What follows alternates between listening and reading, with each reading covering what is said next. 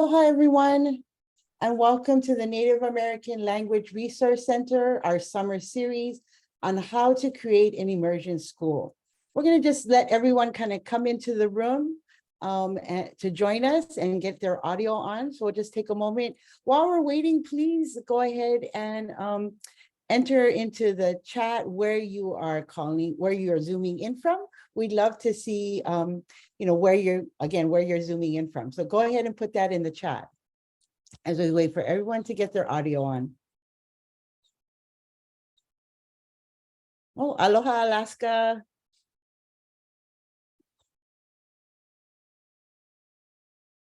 Maryland, Florida. New Mexico, welcome, welcome. California, Washington. Welcome, everyone. Thank you for joining.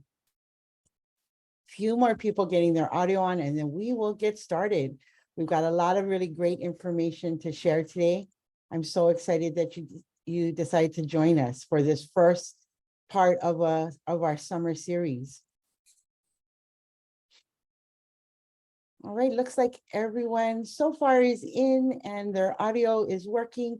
Again, we're going to be opening up the session. If you want to go ahead in the chat and let us know where you're zooming in from, that would be wonderful. So welcome everyone to the Native American Language Resource Center. It's our summer series on how to create an immersion school. Today we'll be doing a learning overview about really how to start an immersion school process from the very, very beginning. But before we get started, let's go ahead and get disclaimed.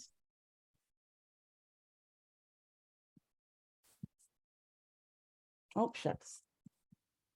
Sorry. Well, looks like I'm going to read it. Read our disclaimer today. So this presentation was produced under the U.S. Department of Education contract number GS00F115CA with Synergy Enterprises Incorporated. The views expressed herein do not necessarily represent the positions or policies of the U.S. Department of Education. No official endorsement by the U.S. Department of Education of any product, commodity, service, or enterprise mentioned herein is intended or should be inferred. Now that we've got disclaimed, let's move on. So I would love to introduce you to our presenter today. Her name is Andrea Diaz Machado. She is a Native Hawaiian woman and business owner. She owns her own consulting firm named Huliau Aloha LLC. Her son has recently graduated from Waiau Elementary Immersion School. He's been attending that immersion school since kindergarten. And because he is moving on to middle school, she, along with other parents, have been actively involved in facilitating the creation of a new middle and secondary immersion school in the Ewa district of Oahu. My name is Oleni Lily, and I am the OIE Technical Assistance Coach. I will be your facilitator today. Aloha, Andrea. Thanks for joining us. Aloha. Aloha mai kako. O wau o Andrea Diaz Machado, no Hawaii maiau, no ho'au mawaiau, makamoku o Ewa, makamoku puni o Oahu. Aloha everyone, mahalo for joining us. I am Andrea Diaz Machado. I am from and of Hawaii. I live in the Ahupua'a of Waiau within the Moku, the land district of Ewa on the island of Oahu. I'm so honored and humbled to be with all of you today as you come from all over different parts of America, from different tribes. And this really is an honor for me to be in this space. So mahalo for making time and being here with us. I want to first mahalo Olani, the Federal Department of Education and the Office of Indian Education for inviting me to be a part of this monumental work. I'm trying not to get emotional. This is a very emotional subject to talk about. I'm gonna pause. I was practicing and I thought I could get over the emotions, but you know how it goes. I also want to recognize and honor all that have come before me. This is work that has been happening for a very long time. So I want to honor Hawaiian Immersion is birthed from Makua, from parents. And I want to honor all of the Makua, all of the parents, all of the Native Hawaiian language leaders. I want to honor the Clarabelle Ohana, who have been instrumental in getting more access to Hawaiian education, my kupuna, and all the people who have come before me that make this moment possible. So mahalo ya'oko. And I also want to mahalo my hui, my group. So Hui Makua is a parent group. And I am honored to be a part of the Ea education of Moku Hui Makua. I think some of us will be able to join this morning for the collective work that we have done that has brought our school to fruition. So mahalo ya'oko. Mahalo, Andrea. Again, if there are any members of the Ea education or EVA group on here, please let us know in the chat. Say aloha from where you are zooming in from. We'd love to recognize you in this really important work. So let's move on to our agenda. What will we be discussing today? We're first going to begin with talking about like where this sort of work sits in, to provide some context regarding the NALRC summer series overview. Also, then we're going to be moving right into Andrea sharing about how her and her GUI of parents came together, addressed the need, and really took their ideas from talking to action. And then she will also be sharing how they are looking forward and what their next steps are. And then finally, we'll be allowing some time for questions, as well as what's next. If you do have any questions as we go along, please, you don't have to wait for us to sort of take a pause. You can go ahead and put that in the chat. And as we go through the presentation, we will be going into the chat to sort of pull those questions out and have Andrea respond to those questions. So let's jump in. So what are our session objectives? First, we really want to talk about how to develop a core working group and how to identify their skills and in order to work together to develop a language immersion school. Again, the second objective is to engage. How do you engage community in identifying and defining the need for language immersion? And then third, identify and effectively engage strategic stakeholders. These are all the things that Andrea is going to be sharing with us throughout today's presentation. Again, what we're talking about right now is really the starting point for opening Immersion School. But before we get into that, let's provide some context around what this summer series is all about.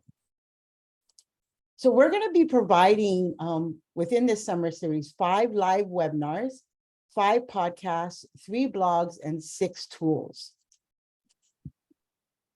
Here's the schedule of our live events that will be coming up. Today is our session 1. On July 13th, there'll be our session 2, and then you can see session 3 and session 4.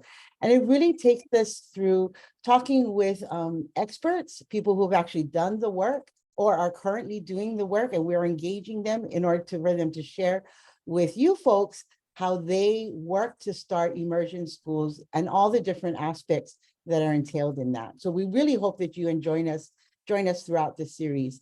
Additionally, we will be recording each session, and we'll have that posted at the OIE website. So really want to encourage you to access that information. Also, you'll be hearing these Hawaiian language terms as Andrea shared. So we wanted to provide a little glossary of terms and a little bit of Hawaiian language. And so you can see right here, ohana means family. Again, that can include extended family, not just your nuclear family. Haumana with the kahako over it, that A is really students or student. And then makua means parents. Keiki, of course, is child. Kula is school. Kula Kaiapuni is is actually the name for an immersion school. The term Kaiaulu, it means community. Moku is a land district. And then ahupua'a is a land division within a moku. And so those are going to be terms that you're going to be hearing frequently as Andrea goes through her presentation. And so without further ado, I would love to then move on to Andrea sharing her presentation. Mahalo Olani. So we start with an olelo no'eau, which is a Hawaiian way saying, ala hula pu'uloa he ala hele na ka'ahupahau. Everywhere in Pu'uloa is a trail of ka'ahupahau, with this beautiful painting done by Solomon Enos of ka'ahupahau with his grandma riding on her back. And ka'ahupahau is known for protecting the people of Pu'uloa. Pu'uloa is also known as Pearl Harbor. And so she was known for being very vigilant, always watching, seeing, and making sure that her people were protected from harm. And this olelo no'eau speaks to the qualities of ka'ahupahau and the ways that we are protectors of our keiki and making sure that they have access to Hawaiian education and to make sure that we do what we can to be advocates for what really belongs to them. The ability to learn maka'olelo Hawaii in their language, to learn the stories of ka'ahupahau, which really, to be honest, I didn't learn until I was much older. So to be able to have these mo'olelo and these traditions be a part of the curriculum that they learn every day. And so to be able to lift up her characteristics and the things she did to protect her people and to move that into the ways that we have advocated and turn that advocacy into action to create a new school that allows our keiki to perpetuate their access and their learning maka'olelo Hawaii in our mother tongue. Next slide, please. So when we talk about the identity of our school ohana, as Olani mentioned earlier, Ke Kulakaeopuni o Waiau is located in the ahupua'a of Waiau. Ahupua'a is a land division, and it is, as I introduced myself, it is within the larger moku, the larger land district of Ewa. Ewa is made up of 13 ahupua'a, as you will see on this map. And using the laser pointer, Olani will kind of point to Waiau. It's between Waimalu and Waimano. So there's a lot of wais in this moku, you know, really speaking to the fresh water that exists in this area. And Waiau is one of the first two immersion schools that started in 1987. So about 36 years in existence. And still 36 years later, we still didn't have a secondary pathway for a keiki to continue on the Hawaiian immersion pathway. Next slide, please. So speaking more to the identity of the school ohana, Waiau meaning swirling water. There's freshwater springs that existed here. It is, like I mentioned, one of the first two Hawaiian immersion schools with actually throughout the Pai'aina, throughout all of Hawaii. The other one being in Keaukaha, where Olani lives. Kind of a rough estimate of school enrollment for last school year, 2022 to 2023. There are about 150 students within the immersion pathway. So Waiau is a hapa school. It is a school within a school. So there is a Hawaiian immersion program within a larger mainstream English education school, which is Waiau Elementary. And the all school enrollment for last year was about 500 students. So we're looking at about 30% of the student population are in the Kaeopuni pathway. And that number actually is growing. We are definitely seeing a stronger demand for Hawaiian education. And so in real time, there is advocacy around, you know, adding more papa, more classes to Waiau. And, you know, some other schools have actually surpassed the English enrollment of the school. So again, we're seeing more demand more need for Hawaiian education, and Waiao right now being at about 30% immersion student enrollment. Next slide, please. And so as Olani talked about, kind of moving from talking to action, and really in thinking about where this came from, my husband, he reminds me of when our son Kahuliao was in Papa Mala'o in kindergarten, and we were in the Hale'aina, which is the cafeteria, and there was a makua meeting. And, I just kind of thought to myself, like, what's going to happen after Papa Eono, after 6th grade? And he said, I turned to him and said, I'm going to make a school. And I definitely did not make this school on my own. It definitely would not have happened with our hui and other really instrumental partners within the Kaia'olelo Hawaiian language community, within the Hawaiian culture-based education community. So, but, just kind of thinking about that and where we're at right now, it's almost surreal, but it is so real because it is happening. And so these were the steps that we took as a hui to really get from that talking to action. And so just a kind of a quick overview of what I will be unpacking as we talk about those initial steps is first kind of organizing that core working group, identifying and defining the need, identifying strategic partners, and then how do we kind of take all of that and elevate that to an advocacy and systems level to really make true change for our community. Next slide, please. And so here's our group right here. It's most of us, not all of us, and also with our spouses. We definitely could not have done this work without our spouses.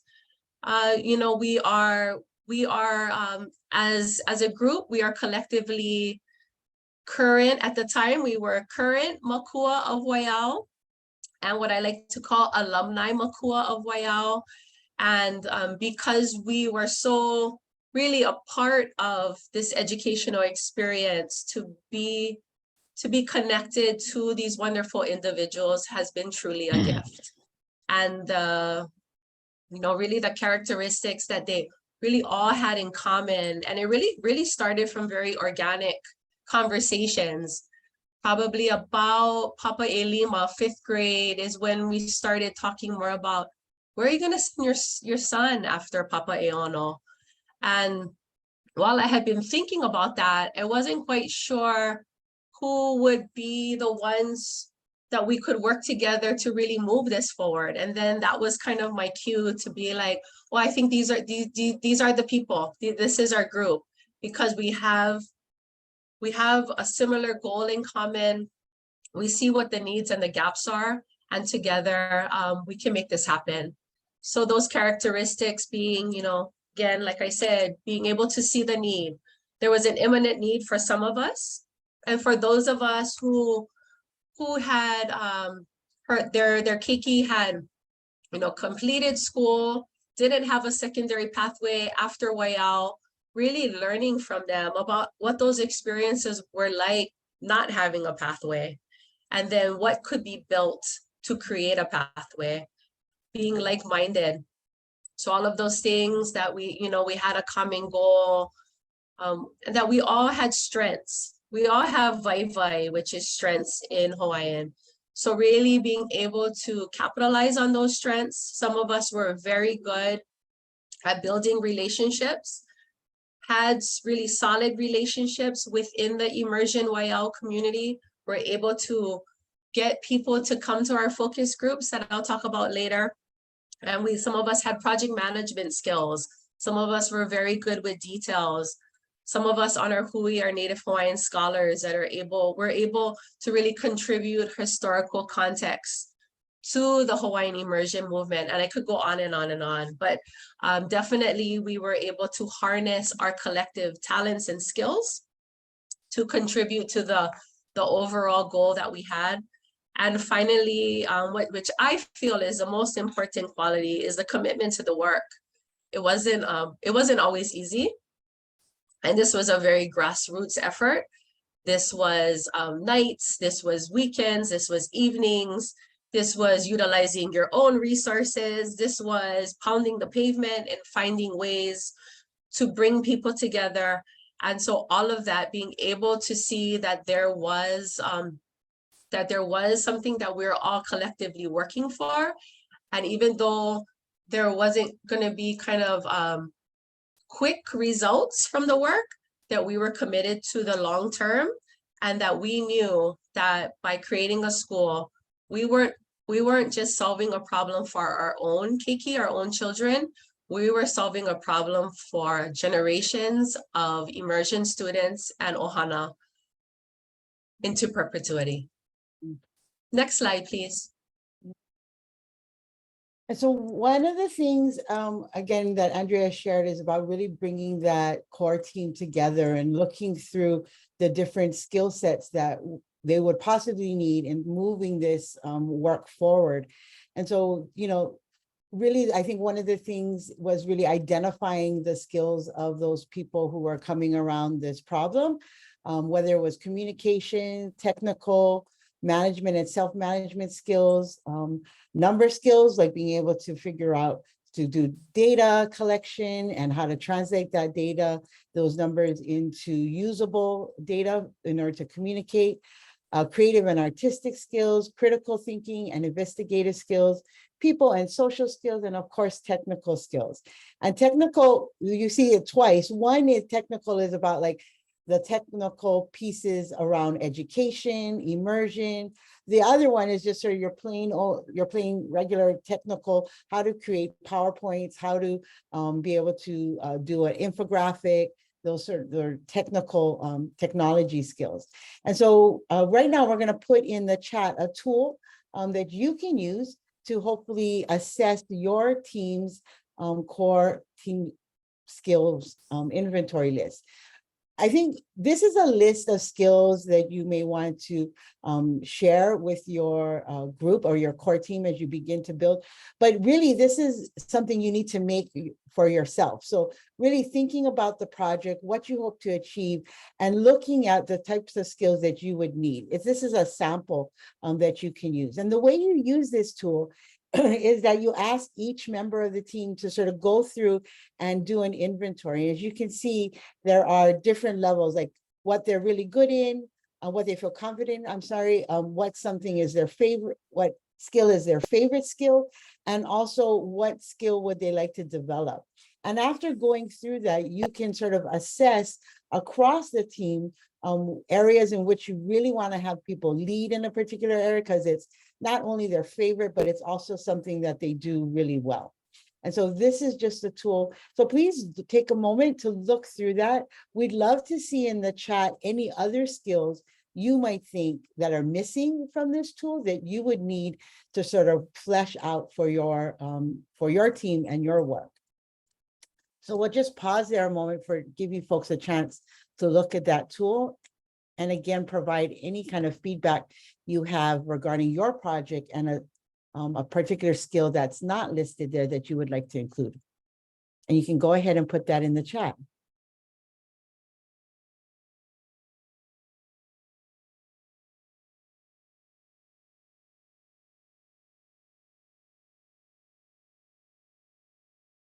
I'll just take a moment.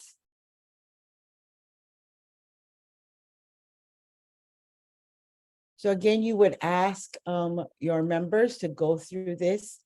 You would ask what skills are your favorite things to do, even if you're not proficient at them. All right. Yes. Yeah, it is. Technical skills are listed twice.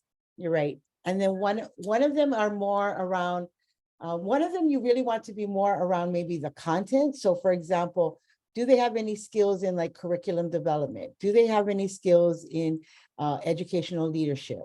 The other technical skill would probably be more about like, do you know how to do an infographic? Have you ever done maybe Zoom meetings and facilitated Zoom focus groups? Those might be, or do you even have knowledge or skill in doing a Zoom meeting? Great. Thank you for catching that.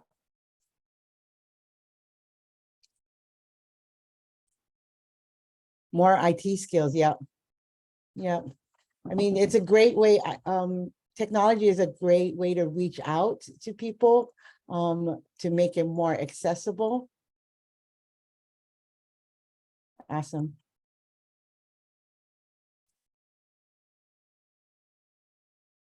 Okay.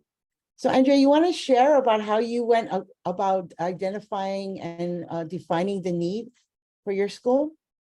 Sure. So, first we looked at like the question is saying, like, who does the school directly impact? And what we came up with were, who was directly impacted were the students and the parents that were currently a part of Kekulakaya Puni Owayao, and parents that had been a part of the school. So we identified these groups as our primary stakeholders and really wanting to hear their mo'olelo, their stories, and lifting up their mo'olelo as data, that data about lived experiences, about the strengths, the challenges, and everything else that happened through the educational pathway at Waiao and then after, was really the data that we needed to utilize and lift up to tell an authentic story about need. And so that was our primary stakeholders were those groups. And so this is a question to ask yourself, really, who does the school directly impact? So again, depending on the context, right, depending on the problem you're trying to solve, being able to answer this question to really kind of connect back to, who does it impact directly, and who does it affect the most?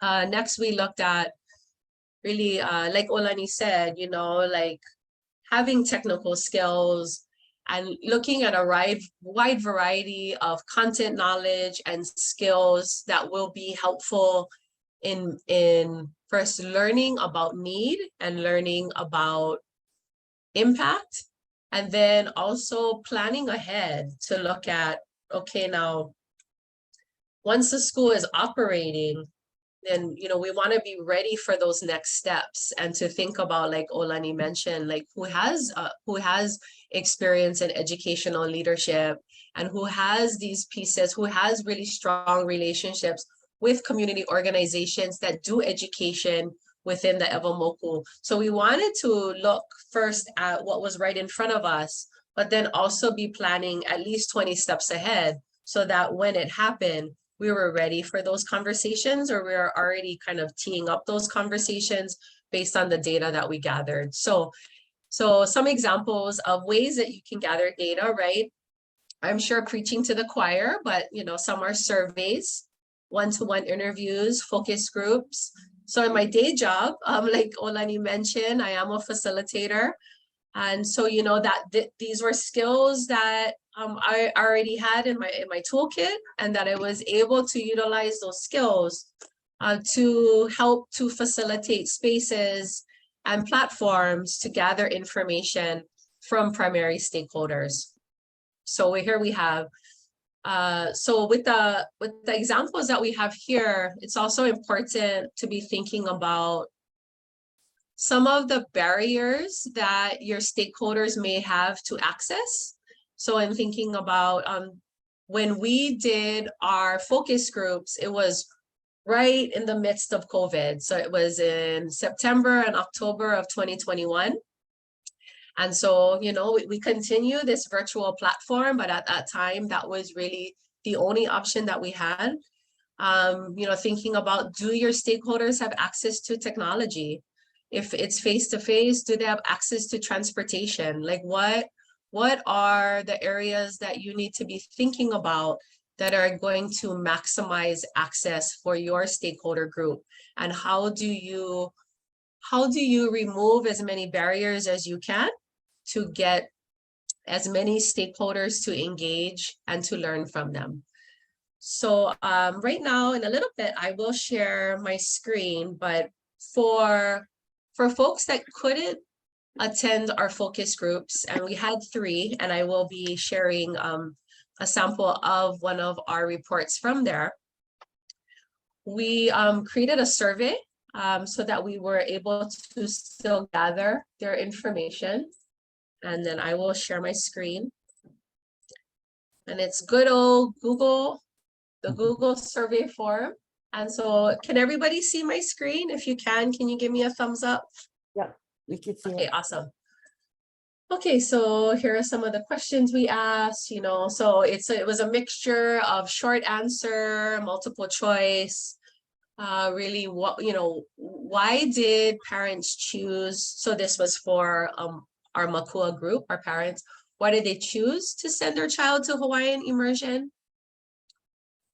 Being able to articulate and identify the strengths of receiving a Hawaiian immersion education.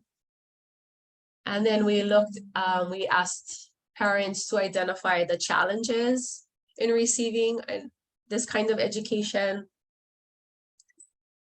And then we wanted to know, because of a lack of a secondary school, did that impact the investment their family had made in immersion up until that point? And to be able to answer that question. And a very important question was, did they think that a secondary school should be created in EVA? So we wanted to know from the primary stakeholders, is this really a need? And then being open-ended, what other questions might they have? So I think earlier, Olani talked about, we definitely knew that we were engaging very, very smart, brilliant people. So there are things that we weren't thinking about, and that, this is a space for people to share other ideas, as well as really be able to share questions that can help us to think about the issue around lack of access and what the need was. Other comments, so again, being open-ended and just being very open to gathering different kinds of information from folks. And then ways to keep connected. Did they want to continue to be a part of this movement and continue to receive updates as we were moving along in the path of, moving from focus group to the next step? Did they want to continue? Did they want to continue to be engaged? And then this was also a way for us to really kind of build the political will and build a future group around the folks that wanted to be engaged with us. Okay. I'm gonna pause right here and see if there's any questions that come up for you in the survey that was shared, or any comments that you have. And while we're waiting for people to put in any questions, I'm going to just do a quick scan of the chat to see if we missed any previous questions. Oh, it looks like Susie Leong is in the room from your Hui Makua. Welcome, Susie. Aloha, Susie.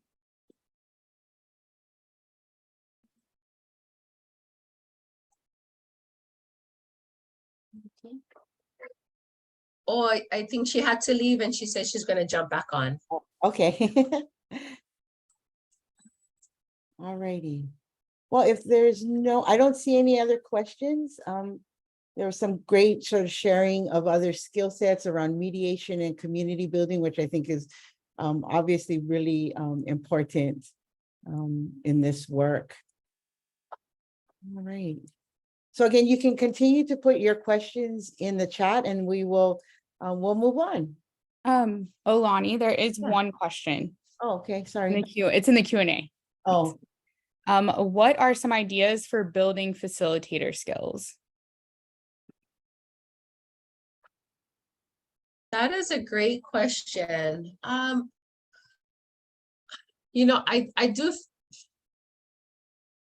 think that, reaching out to different kinds of professional development you know, is definitely a resource to build those kinds of facilitator skills.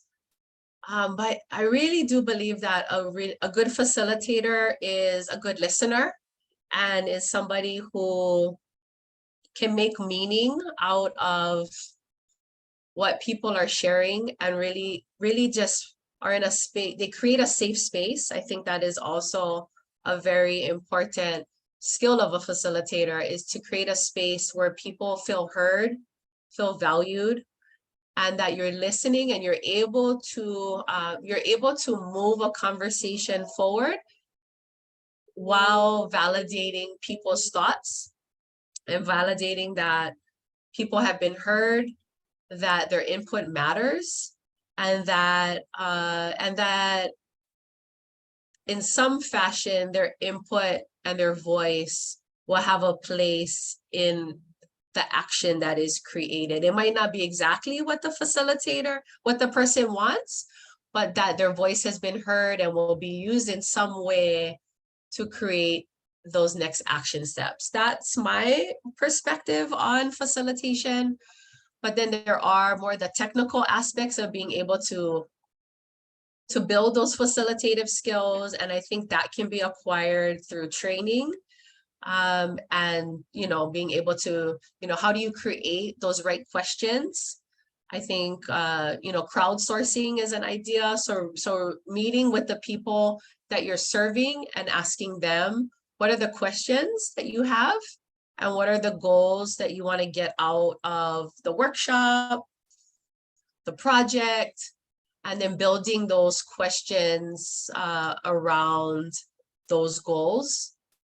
Some ideas to share, but I think it's a mixture of kind of first really being present, which I feel is that is something that comes from within, and then connecting that to more of those kind of technical skills, being able to ask the right questions, being able to move processes along. So I believe it's an art and a science to facilitation, and I am open.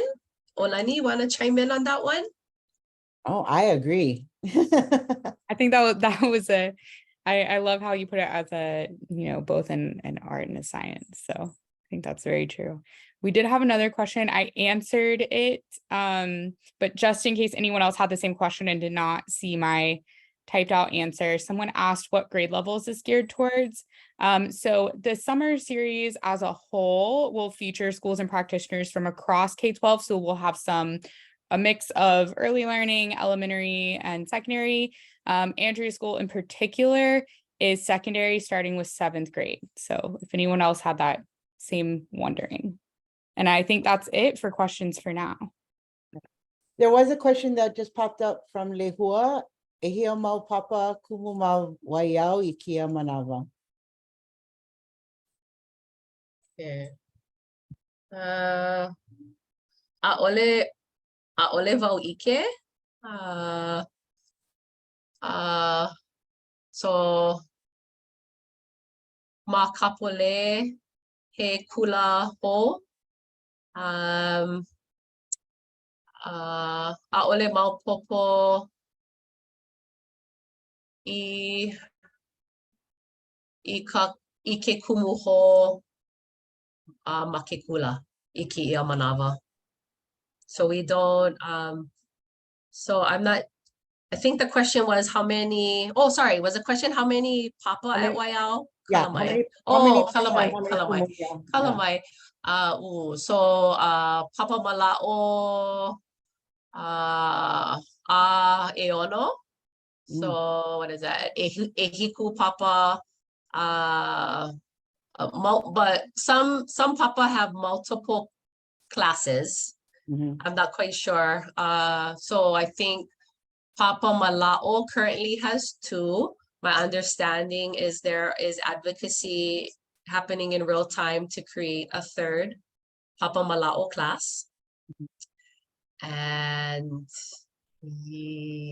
that's what I know so far. Yeah. Did that answer your question? Yeah, I think it did. So the question was how many classes and kumu are at Waiau at this time? And so Andrea's response was that I guess there's 2 kindergarten classes advocating for 3. And then is it 1 classroom and 1 teacher from first to, or is it from first to 6, or is it like 2 teachers, 2 classrooms from first to 6? I'm not completely sure. I Okay. think that generally it's one class per grade level. Okay. But I do think that there is some movement around that as the demand is growing. Yeah, yeah. Yeah. And I think what a lot of immersion schools see when you're starting with kindergarten is you see a real big kindergarten, and then you can kind of maintain that number. But the farther you go up, the smaller sometimes the classes gets. But to have 3 kindergarten classes does mean that your classes are going to grow as that class moves forward. So that's exciting news. Yes. And for my son's class, so last year's Papa Eono, there were Umikumakolu Haumana, so 13 students in that class. Mhm. Yeah. And just 1 class. Yeah. Awesome. Great question. Thank you. All right. You want me to continue with the 3rd bullet? Yeah, you can. Go ahead. Okay. Okay, so I'm just kind of wrap up this section around identifying and defining the need. So, right, being able to tell your story. So, different ways to do that. I believe very much coupled with your stakeholder group and the ways they receive information. So, what we did was we did a needs assessment report that I'll be sharing in a little bit. But like Olani said, there's infographics, there's, you could do a video. I think social media is a really great platform to share your story. So different ways to share your story, as I think is important to connect it back to the group that you're targeting and the group that you want to tell the story to. And I also believe it's important that that story can be easily understood and that anyone who picks it up can understand the messages that you're trying to convey, that it's clear, it's concise. There's so much information that we receive in this day and age. So I believe less is more. And, so being able to tell your story in a clear and concise and compelling way that people are going to want to consume overall. Okay. Okay, next slide. So here's some of the momi, some of the pearls that rose up in terms of themes of what we discovered through the focus groups, through the surveys, and being able to kind of collect that and harness that into one collective story. So some of the, for strengths, what rose up is the reclaiming of the Ohana's Native Hawaiian identity. So many Makua shared that when their keiki went to Waiau or went into immersion, that the whole family, it was a whole family experience. And that for many of us from my generation as Makua, who didn't have those kinds of experiences, it was a way to heal from cultural trauma. And it was a way to really reclaim the entire family's Native Hawaiian identity.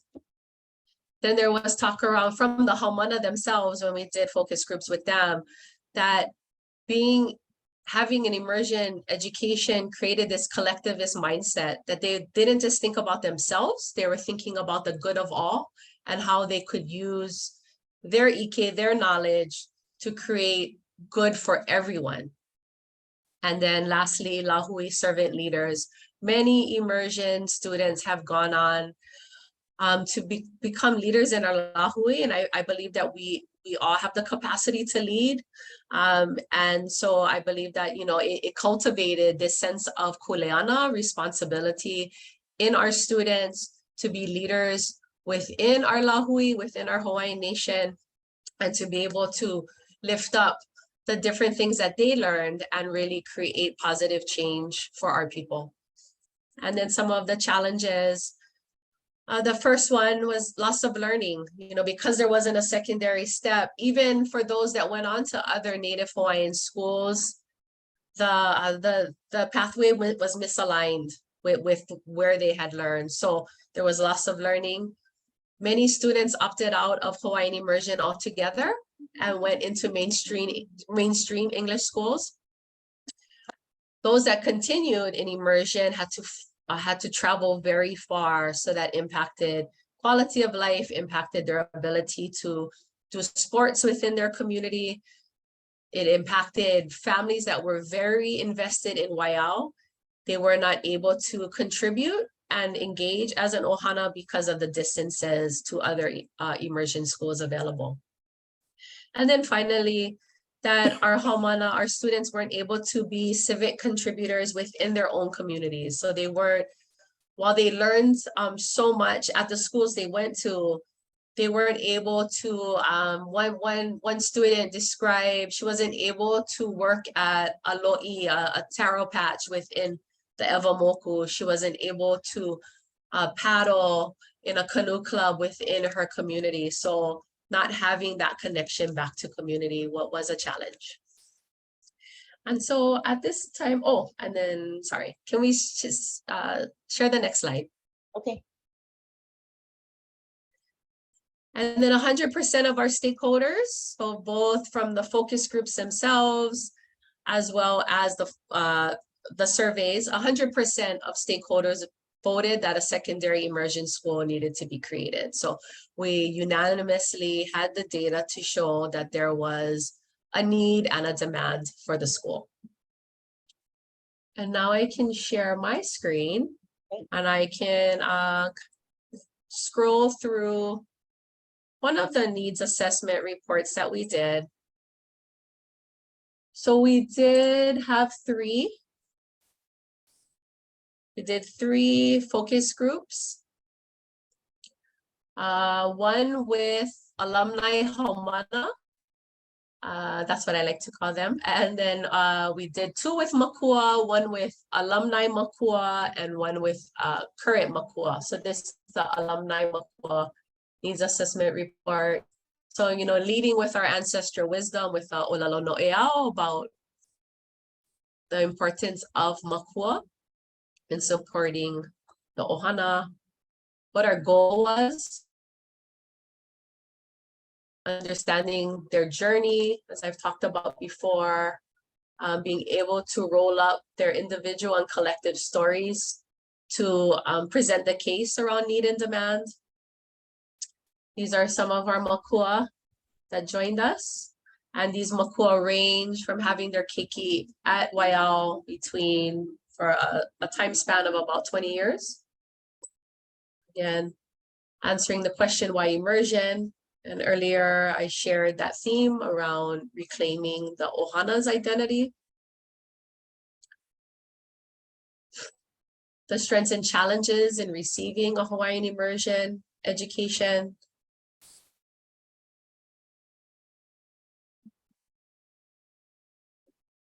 Challenges here, talking about the gaping lack of access and equity in Hawaiian education, lack of resources, lack of kumu teachers, and then other themes that came up around, people having negative perceptions about why we choose Hawaiian immersion. What is that going to do for your children after they graduate? Lack of transportation, and being able to document and highlight the impact on the return on investment. So with everything they invested, what was that impact on return, not having a secondary pathway? So again, loss of learning, exiting from Olalo Hawaii, from Hawaiian language learning altogether. So things I talked about earlier, call to action.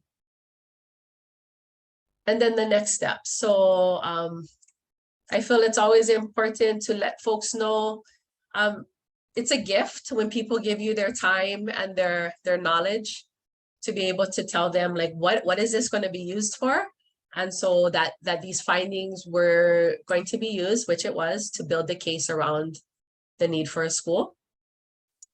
And then this is a very powerful quote, and we closed each needs assessment report with a powerful quote from one of our stakeholders. And I'm not going to read it because I'm going to cry, but if you can take a moment to read it, and what it meant to this family to have their keiki go through immersion.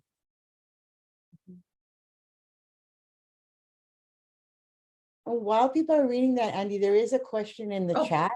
Okay. That I'd love to pitch you because it's sort of connected, definitely connected to what you just shared. The question is, those students who did not join the program, what was their reason for not joining the program?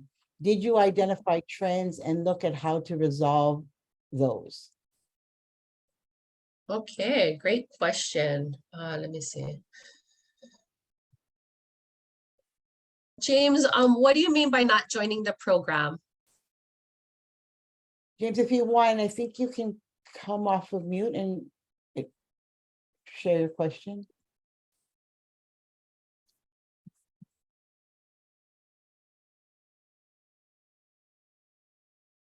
Or maybe not. Hi, James. Hello. So I thought I heard, and I could be mistaken, because I'm multitasking as I'm listening to this, that there were some students who made the choice not to join the immersion program, that they went on into public school. So I was wondering why did they make that decision? Was there something that could have been done to change their mind? Did you identify certain trends, things like that? So yeah, Great it's kind of just like an question. open-ended question about how to deal with that part of the population. Yeah, so for those, great question, mahalo for the question and the clarification. So those students who opted out, it was in hearing from them, it was really because the families couldn't get them there, because in order to continue, families needed to travel far outside the district. So they needed to travel like 20 or so miles of outside the district. So it was just too much of a life sacrifice that they had to end up, because of lack of access, they ended up going to the English public school within their community, within our community. So that was the reason, just not being able to get to those schools and continue that. And just a little context, Yeah. because you're probably like, wow, 20 miles on an island, like I know some of you travel miles and miles, but there's only one secondary school on that side of the island, and it is about 20 miles, but it is in one of the most densely populated areas of Honolulu. And so families from EVA, if they are transporting their children in, sometimes have to wake up at like 4 o'clock in the morning in order to beat the traffic, get their children to school. And then with sports and everything, sometimes they're not getting back home until 9 o'clock at night. And so while you might be thinking like, oh, it's an island, it's small, there are other sort of like challenges within the transporting children to and from school. And not to mention that the families may not actually work in where the school is located. So now they have to then travel to their work site, which may be someplace else. Right. Mahalo, Olani, for that context. Yeah. And then there's really bad traffic on our island of Oahu. So, yeah. So they'd be sitting in hours of traffic as well. So kind of tying back into the negative impacts on quality of life. And, when families are weighing out their options and what they're able to do and not do, then it made sense that was the only choice they had. Yeah. Great question. Mahalo for that. Thank you. Yeah. Go ahead, Danny.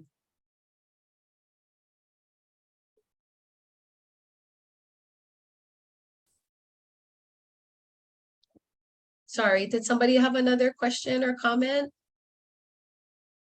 No, I don't think so. I just was wondering, and correct me if I'm wrong, I think your response, his second part of the question was really, what did you do? How did you look to resolve those issues? And yeah, I think you're creating the new school is the response, right? Is the resolution. Yes. Sorry, I missed that part. Yes, that is the response. Unfortunately, it couldn't have come earlier for those students who needed something when they needed it, but that is our response, is that future Keiki will not be put in that, future Keiki and Ohana will not be put in that position to have to make that choice. Yeah. Before we move on, I also see Lehua is maybe continuing the conversation with James and trying to provide more clarification around if James meant, did you mean joining the immersion program? So originally, so in Hawaii, you can start language immersion in preschool and or, normally in kindergarten. So did you want to speak to any of that, Andy?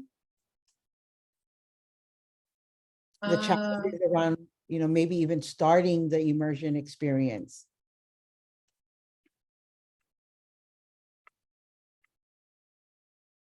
Like how we started the immersion experience?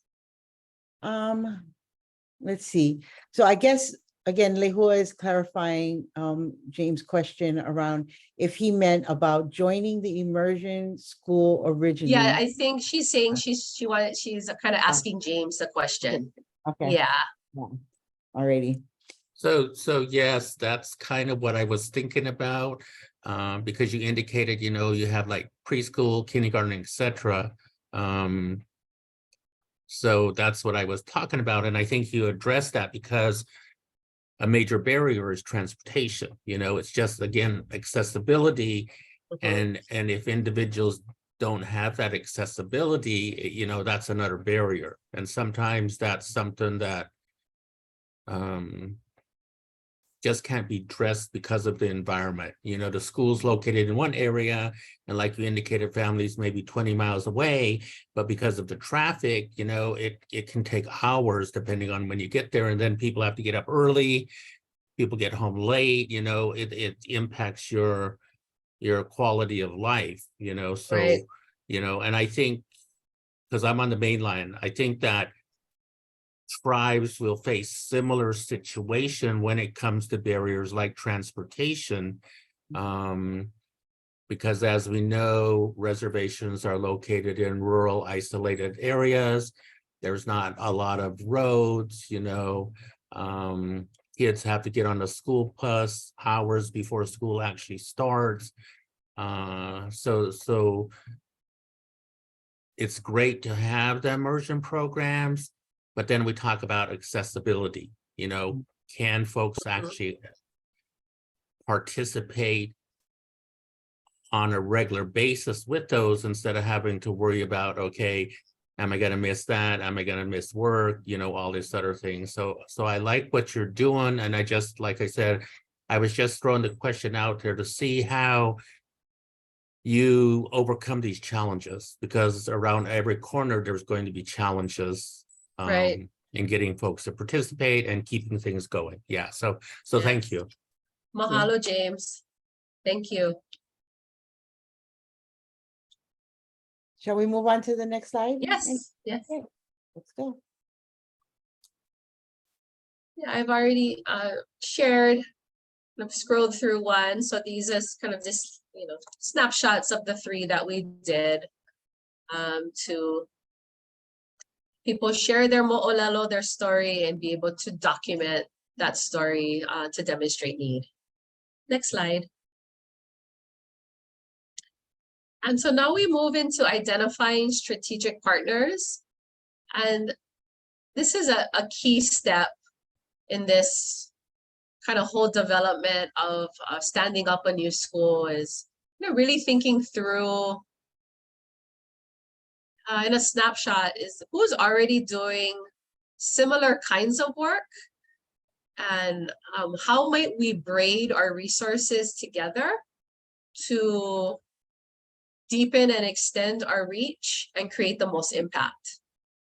So being able to kind of ask these questions of the groups that you're working with, of the language schools that you're intending to stand up, is, you know, really, again, reiterating who is doing some similar connected work within the Evomoku. There are so many community partners that are doing such great work. I really do see it as kind of braiding and coming together with them. Is there mission or vision alignment? So kind of, you know, taking that to, is there mission match? Is your school and the community org, are you aligned in what you want to accomplish and where you're going, where you're headed, what your preferred future is?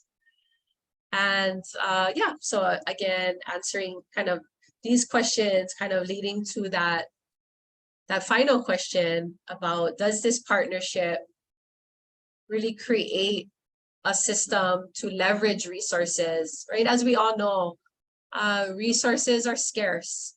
And how do we come together and accomplish similar things and create the most impact on the communities that we want to serve together, which is exciting.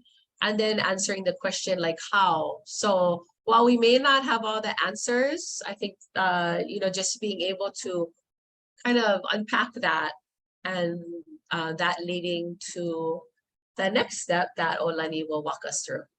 Yeah. So coming up in the chat is a worksheet that we created for you in order to sort of think through possible strategic partners. We'd love for you to go ahead and, let me put on the annotate that will allow you to go ahead and annotate on the screen. And or you can go ahead and put it in chat. So let's just sort of go through these columns. And again, maybe the easiest way is to go to the chat, or you can again annotate. Thinking about potential partners. So who is sort of top of mind that comes to your mind as regarding a potential partner in your community as it relates to maybe starting a new immersion program, or maybe you are wanting to expand your immersion program. And I want to really sort of challenge you to think sort of, once you sort of like brainstorm your list of maybe usual suspects, for example, maybe university, maybe another school within your district, maybe a legislator or someone within your SEA, LEA, or TEA. Maybe once you've gone through that list, maybe really challenge yourself to think of sort of your unusual suspects. Thinking about maybe some potential business partners, maybe some cultural practitioners, maybe community organizations that again might have aligned priorities and goals, maybe even funders or other parent groups. So really, once you've sort of exhausted your brainstorm of usual suspects, maybe really getting your group to think of unusual suspects, and then listing those out here. So again, would love to see that in annotation on the screen, and or you can go ahead and put a potential partner who you'd like to reach out to in the chat. And then one of the things you want to do is do a little research. This can happen. You really want to do some of this work prior to making a contact. And so maybe go and look online, see if they have a website, see if their priority, mission, and goal and or goals are aligned to what you're trying to achieve. And it doesn't have to be exactly, right? So again, I know a little bit about Andrea's community and some of her partners. So there are some after-school programs and some cultural-based programs that are occurring in her area. And so while they may not be doing immersion programs, they are embedded and teaching cultural practices. And so that was a real strategic partner that they wanted to reach out to, because there was alignment of goals. Maybe not exactly, but definitely if they paired their two goals and priorities together, they could leverage to a larger impact. The other thing is to really get a sense about level of interest, both for yourself as well as for the partner. A lot of times that really you can identify for yourself whether they're a high interest partner or low interest, but a lot of times in order to gauge the partner's interest, you really have to engage in a conversation. And so that you might have to like edit after a conversation with the potential partner. And then also looking at level of influence and impact. This again, you may have a sense about that, but after maybe having a conversation, you may get a better idea about what their level of impact may actually be. And so would love to that's a great piece to include. Again, you might want to do a pre and then a post after you talk to them. And also potential roles. So going into maybe a discussion with this potential partner, you may have in your mind what their potential role is, but maybe after coming out of that discussion, that role might actually change. It may just be tweaked a little bit, or it may be like a totally new additional idea and role that you never even thought of. But after coming out of that conversation, you may want to change and realign because that would be a more high impact role. And so that's how you can use this tool. Again, bring your team around it, do some brainstorming over who those potential, and then work through this worksheet, both in sort of what you are guessing the idea is, as well as after you talk to them, what the actual potential of that partnership is. And it's great. I see some people trying to get in so what you want to do to annotate is you want to click on the annotation, you want to click on the text, and then that will allow you to create these boxes to annotate. Some of you may be just in the mouse or draw, and that's why we're getting squiggly lines. And so you can just go to that annotation box and click on text. Again, if there is any, like you're having difficulty in accessing that, I just want to encourage you to go ahead and put it in the chat. I'm going to take a fast look at, because I see people putting their ideas in the chat. Take a fast look at that. Yes, tribal colleges, elders, yes, exactly, who speak the language. Tribal ed department with the tribe. Museums, yes, elder center, veteran center, great. Recent high school diploma and GED earners, especially students who've been failed by the, awesome. That's a great idea, Marjorie. In connection to the earlier question, this is a great tool to help you think. Oh, yep. Awesome. So Andrea, could you share a little bit of who your partners ended up being and how you identified them? Sure. So Uluwa'e Learning Center is, they provide Hawaiian culture-based after-school and intersession programming. So, the out-of-school time, very much rooted in the stories and traditions of the Ewa Moku, of the land district that we're in. Like Olani mentioned, they're not a complete immersion in Olelo Hawaii, but their staff do Olelo Hawaii and do, have their Olelo Hawaii is definitely a strong part of the way they deliver their activities. So definitely we're exploring really, we're exploring ways that we could create an in-school and out-of-school learning continuum for our students and our families. The other one is Malama Learning Center. It's a place-based organization. So environmental education up within the Ewa Moku. So learning about specific places. So where we see the mission match there is their knowledge of place within our community and the really strong environmental link to science, which we know as Hawaiians that we are scientists. So be able to kind of lift up the more formal science that they're kind of doing in a place-based structure, and then connect to that through the school. So yeah, different ways, again, to kind of drive home the point is that it's leveraging existing resources, existing programming that is aimed towards a similar goal, but then together we can be much more comprehensive in how we do our programs and the depth of knowledge and impact we can create together. So those are two. Awesome. There's more we're working on, but yeah, those are two. I'm sure. Yeah. Thanks for sharing those examples. You're welcome. So shall we move on? Sure.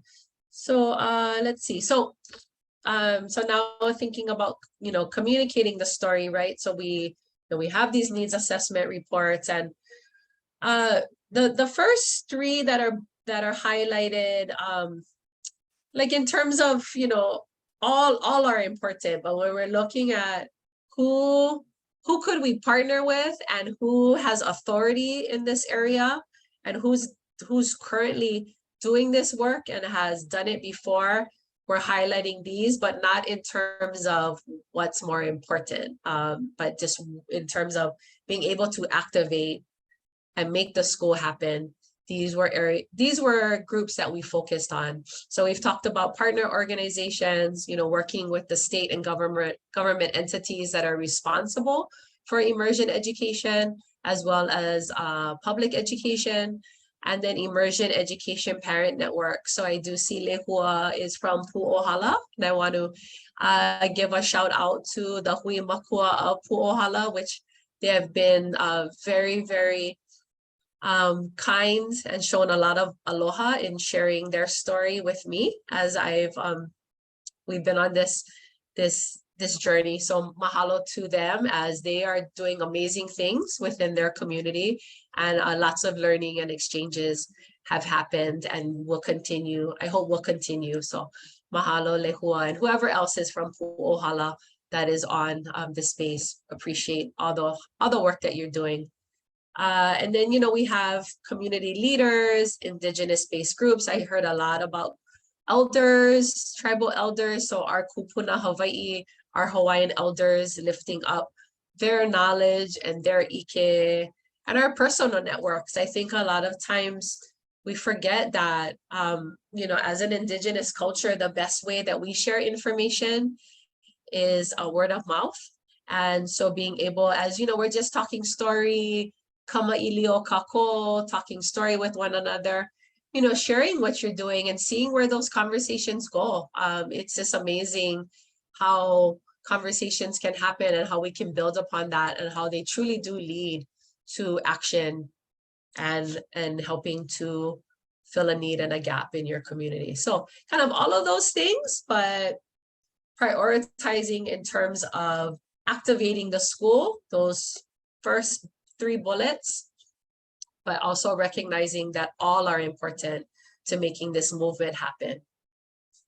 And I think Andrea, we're going to put in the chat a sample of a MOU that she has created for you to sort of use as a resource. Casey's going to be popping that up in PDF. And so how do you use that MOU, Andrea? So, MOU, as was mentioned earlier, a lot of it is coming through conversations, right? It starts organically through conversations, through relationships. And then we come to a point where how do we formalize the things that we want to do together and, come up with some shared agreements, which provide clarity to our roles and responsibilities and document why we're coming together, what our shared agreements and interests are, and then also clearly outline who's going to do what. So this organization will do these set of things. You'll see Huliau Aloha within this MOU. So really my company has been like the backbone of this work. So that would have been, that's the entity that would kind of go into a formal agreement on behalf of our Hui Makua. So do we want to quickly go through it? I'm not sure because of time, but it is in the chat for folks. You can download it. Yeah. So maybe you want to just maybe just have them look at it on their own? Yeah, I But- think so. Yeah, okay, I okay. did also put a blank template for an MOU in the chat as well. So if you guys wanted to see kind of an example of hers for an idea, and then have the template kind of side by side and work from there. You can always as well, if you look through it and have questions at some point, you can always throw those questions in the chat as well. Thanks, Awesome. Casey. Okay. Okay, so looking forward. So the school, Kekula Kaiopuni o Kapolei, will open to Papa Ehiku, our new 7th grade class. My son Kahulia will be in this inaugural Papa. And so it is a school within a school structure. It will be the program of the school will come from Kekula Kaiopuni o Anuenue, which is a very well-established K-12 Hawaiian immersion school that's located in Palolo. So the program will come from Anuenue. It'll be a satellite site of Anuenue, located at Kapolei Middle School, which is a public Department of Education school within our community. So yeah, lots to learn as we go on this journey, but that is the current status of the school. Super excited to open up our new kula and build Pilina relationships with the parents, the haumana, the school administration, and our community partners. And so the future work definitely tied into now operationalizing the school. So as the school goes live, as I mentioned, building those relationships with the school community, right? We're all in some fashion. There are some haumana from Waiau coming to Kapolei, and they are also coming from different schools as well. So this school was meant initially as that secondary step for Waiau, because it is the only immersion school within the Ewa Moku. But we also recognize that many of our immersion students travel far outside, coming from Waianae, which is another land district. And so this school will actually is a feeder school, has the potential to be a feeder school for Waiau, Kekula Kaiopuni o Nanakuli, which is in Waianae, and Anuenue, which many of their current students actually travel all the way to Palolo to go to this school. So yeah, so we are working on formalizing partnerships, so kind of securing more MOAs, building that infrastructure for how we collaborate together. What does that look like? The vision is to create a community of practice where we bring together kumu and cultural practitioners to create place-based curriculum of the mo'olelo, the stories, the traditions that are completely tied into academic content of reading, writing, math, and science into curriculum that the students will learn from. And then the final step is to seek funding. So kind of figuring out what is the best fiscal kind of infrastructure to create for the school. So what does that look like? Possibly finding a fiscal sponsor is the idea on the table right now. My opinion is there are a lot of nonprofits already within this community. So we would want to leverage what's already happening and kind of even formally braid arms with fiscally with an organization to do what we want to do in Kekula Kaiopuni o Kapolei. So to sum it up, there's a lot of work to do. Definitely a lot of work to do. And then and then we move to our key lessons learned, I think. Yeah, there we go. So there has been so we started on this journey I would say August of 2021, and here we are in June of 2023. And so what we've learned thus far, lots of learning happening, is that it is important to establish clear processes and support from government entities.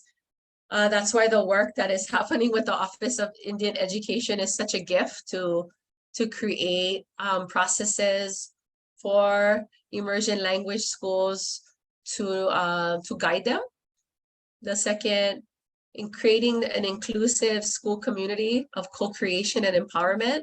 So as I mentioned in the beginning of the presentation, the Hawaiian Immersion movement was birthed from Makua.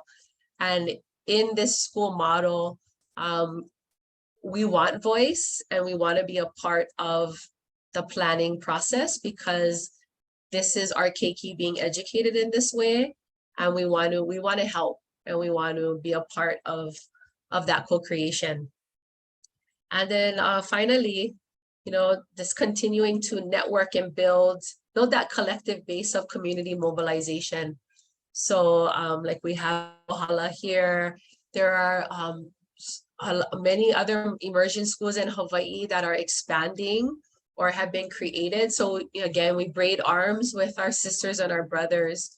What is our collective story and how can we tell it? And how do we create a political will that really normalizes community voice in Hawaiian immersion education and really across education? What does that look like? Okay. So now we can open it up to see if there's any other questions. If you have a question, you're welcome to come off of mute and ask. I'm going to just check the chat and also the Q&A.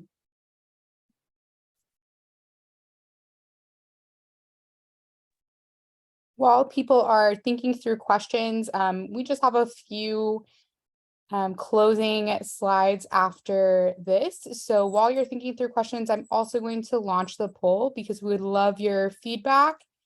It'll just kind of ask you some feedback questions about the session, and we will take your feedback and apply it to future sessions in the series and work moving forward. So we would really appreciate your participation in that. And if you think of some questions while you're doing that, feel free to put them in the chat, the Q&A, or you're welcome to come off of mute as well. Thanks, Casey. So what's coming up next in the NALRC summer series is that we will be putting together a podcast that will dive deeper into this topic about really the beginning stages of thinking about and then moving towards actually opening and starting an immersion school. The next live webinar will be on July 13th. You don't want to miss that. In that one, we'll be talking about the different aspects you need to think about as far as like opening up your school. I think Andrea gave her model. It's a school within a school model that is receiving its educational support via an already established immersion school. And so they're a satellite within an English, based on an primarily English school campus. And so we're going to be working through and listening to, meeting and talking to people who have done this work and how they selected the right fit for their immersion program. Again, I want to thank Andrea Diaz-Machado for joining us and for sharing the amazing work that her and her parent group were involved in. I want to congratulate them all on the opening of their new their new immersion school come August. This is her contact information. If you have any questions or you want to maybe engage her in further conversation, she is open to that. So please contact her. Andrea, any ending or parting words you want to say? I just want to mahalo everyone for being here. And again, it's such an honor to be in this space with all of you, and, just keep going and keep doing the great work that you do. And just wanted to, lift us all up as we just continue on this journey, and just mahalo for, listening to our story and and we'll see what's to come. But yeah, this deep gratefulness for being present and caring and elevating the importance of Indigenous schools and our Indigenous well-being. So mahalo. Mahalo nui. Wado, thank you everyone for being here, and thank you, Wado, to you as well, Andrea. And we do have a few questions, so we will answer these last few questions, but if you do have to hop off, we totally understand, and thank you for your participation. So the first question was, are the immersion teachers trained? And before I turn the question over to her, I do want to plug that we do have a session and a podcast later in the series about teacher training and professional development. So if that is something you're interested in, highly suggest that you continue coming and kind of listening to the resources we'll produce there. And then I'll turn it over to Andy for how they're doing that. Awesome, mahalo. Yes, they are trained. They go to as part of our education programs within our university system in Hawaii. There is specific training programs for Kaiapuni teachers. And so, yeah, they're definitely trained. What I understand, and there's a lot I don't know, but they need to be trained in both the content, so what they're actually going to be teaching, so the subject when they're secondary teachers, the subject area, as well as making sure that they're proficient in the language as well. So there's definitely training for them to make sure that they are ready to teach the keiki in Hawaiian, but specifically in a content area. Olani, do you want? Olani has lots more information on that than I do, but yeah. No, we'll go on to the next question. Okay. The next question was, did your immersion program add 1 grade per year, first year K, second year add first grade, and so on? So really, we're talking I think what we're talking about is going back all the way to 1987 when Waiau first opened. That's a great question. And I don't have that historical knowledge. My guess is yes, that's what happened, right? But Waiau currently is a full-fledged K through 6. What we're doing with Kapolei is we are adding a grade level per year because it's new.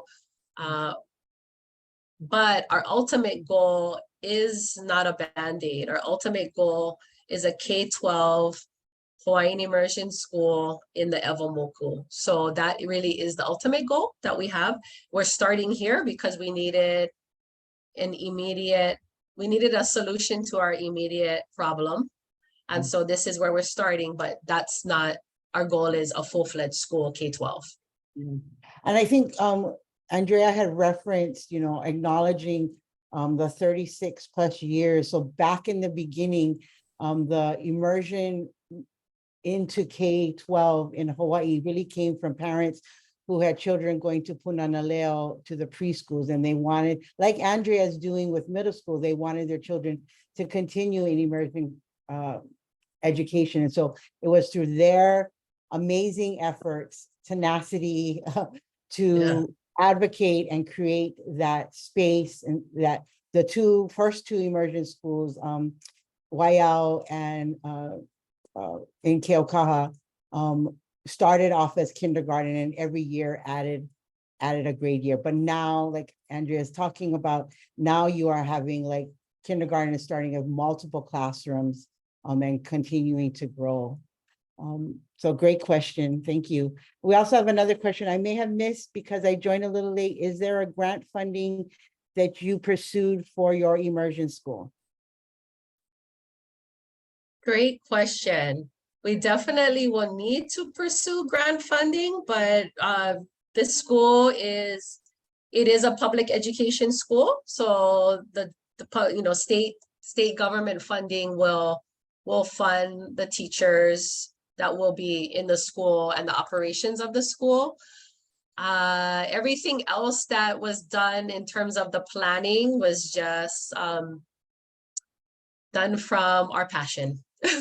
there was no funding for it, but definitely moving forward, we do need funding. I'm not sure if there is grant funding specific to immersion schools.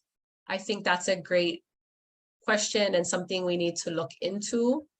I'm not aware of that, but mahalo for that question.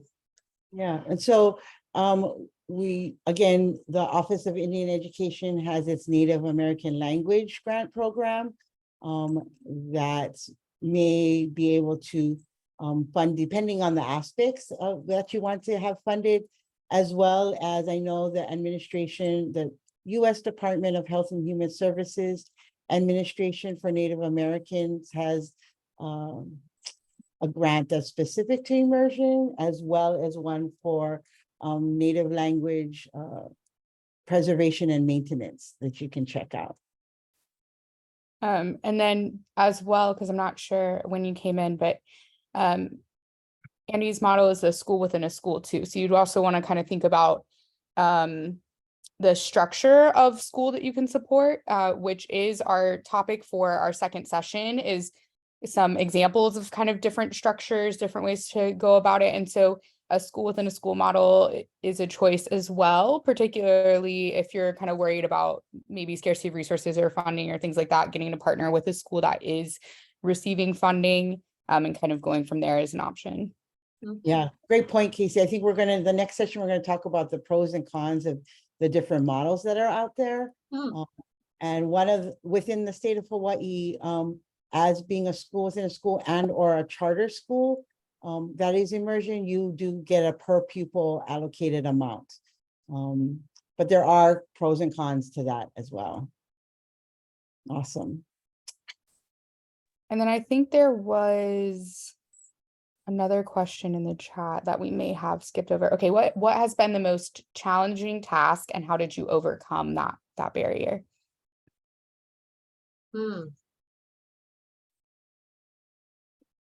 Wow, that's a great question. I think just trying to navigate where to go without a roadmap. And so it really relied, I feel like it relied on the skill sets within the group, which what's worked out for us, but in terms of replicating that across communities, that's not going to happen. So I think having a roadmap is just really important, that communities know that there is a process that can be followed and that they can tailor to their own needs in doing I believe the what should be similar, but the how is different based on community. So I think that was a challenge, was that we turned into an opportunity, I think, which is, this is part of that opportunity, is to share our story. But yeah, just not knowing clearly where to navigate within the system. But we kind of figured it out a little bit. But I would say, yeah. So I think having a roadmap is really going to be helpful for communities to replicate and build upon. Yeah. And Great. stay tuned for more. There will be more tools and things coming based on kind of the expertise throughout this series as well, that y'all will be able to either download from the website or get from the session. So Great. Again, thank you, Andrea, and thank you, Casey, for your support. We want to thank everyone for attending. This is a way to stay in touch. We have all these different ways in which you can stay in touch with us to know what's going on. Again, the summer series will be going on the entire summer. So you might want to get on the NALRC. If you have a question, send it to that nalrc@seiservices.com email, or join the OIE newsletter by emailing your name and email address to oie@seiservices.com, or also join the listserv there. You can see the connect. Go ahead and check out the OIE website. That's where a lot of this content will be housed for now. And then also you want to follow OIE on Twitter, where we are not just posting what's going on in OIE, but across the landscape of Native American and Alaska Native education. Thank you all for attending. Have a wonderful rest of your day. Aloha and ahui ho. Aloha, everyone. Mahalo, Casey. Mahalo, Olani. Hui ho. Thank you.